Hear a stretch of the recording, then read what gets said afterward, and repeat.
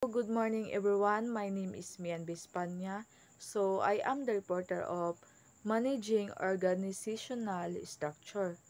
What is managing organizational structures?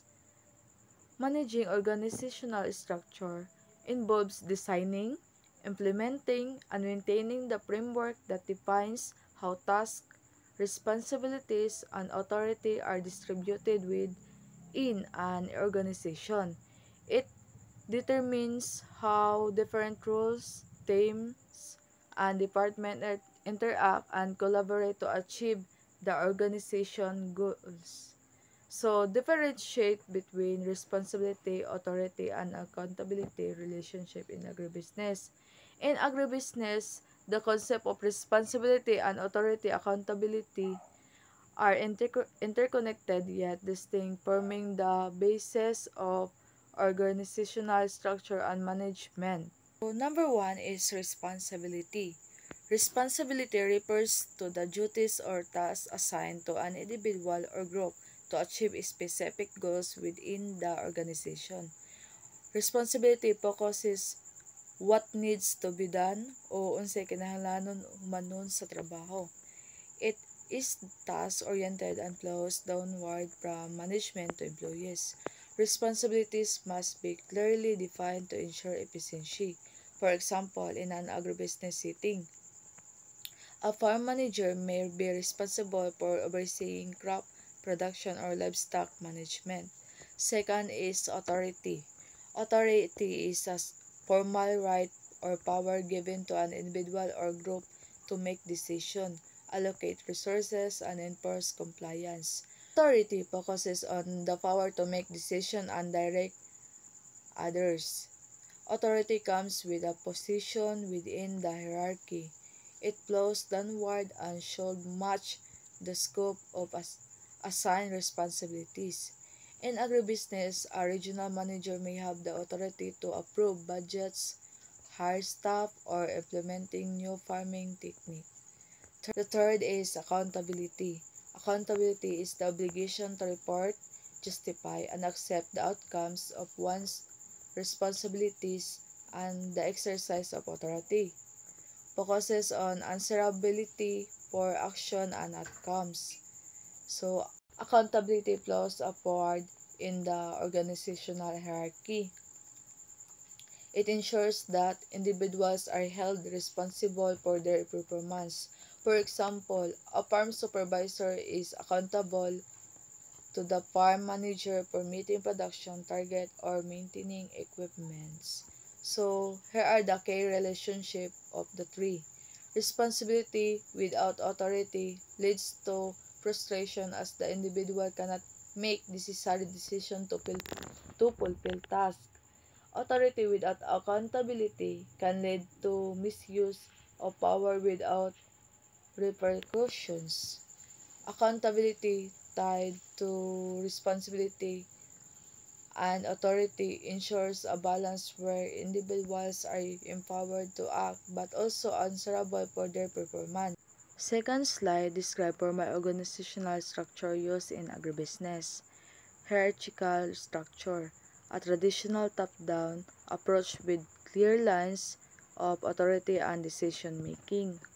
This is a traditional organizational model where authority flows from the top levels of management down to the lower levels. It has well-defined roles, responsibility, and chain of command, making decision-making clear but potential slow. Second, functional structure. Groups of employees based on specialized roles such as marketing, production, or finance. Employees are organized based on their expertise and specific roles, such as finance, marketing, or production. This structure promotes specialization and efficiency within each department but may limit cross-department collaboration. Third is matrix structure. Combine functional and project-based roles enabling flexibility and collaboration across departments. These structures combines functional departments with project-based teams.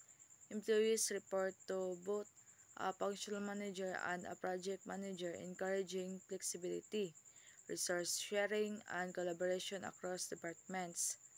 However, it can create complexity in authority and communication. Last is flat structure. Minimize layers of management to promote faster communication and decision making. These structures reduce or eliminates traditional management layers, allowing for faster decision making and direct communication. It encourages employee autonomy and adaptability but may lack clear authority or oversight. Third, understand organizational principles in agribusiness. Principles such as unity of command, span of control, and delegation of authority help shape effective agribusiness structures. So, importance of aligning structures with goals, resources, and market demands. So, ang ikapat, discuss the impact of informal organizational relationship on success. Number 5, identify various leadership style in agribusiness. So, ang pinakauna is autocratic. Manager makes decision with little input from others. So, ang manager ang unang mubuhat og decision nga kanang sila ra isa na may kaunting input mula sa iba. So, ang ikaduha is democratic. Encourage team participating in decision making. So, ang manager ay hinihikayat ang kupunan na makibahagi sa proseso ng paggawa ng desisyon. Ikatulo, transformational. Focuses on inspiring and motivating employees to achieve organizational goals. So, ang manager ay nagbibigay inspirasyon at motibasyon sa mga empleyado upang mabot ang mga layunin ng organisasyon. So, ang ikapat, laissez-faire. Give employees freedom to make decisions within a framework or accountability. So, binibigyan ng manager ang mga empleyado ng kalayaan sa paggawa ng desisyon, ngunit may kasamang pananagutan. Number 6, review current theories of managing and motivating employees. Maslow hierarchy of needs. Employees have levels of needs that must be met for motivation. So, ang mga empleyado ay namomotivate ayon sa antas ng kanilang pangangailangan mula sa mga pangunahing pangangailangan tulad ng pagkain at kaligtasan hanggang sa mas mataas na antas tulad ng pagpahalaga sa sarili at self-actualization. Herzberg's two-factor theory distinguishes between hygiene factors and motivators.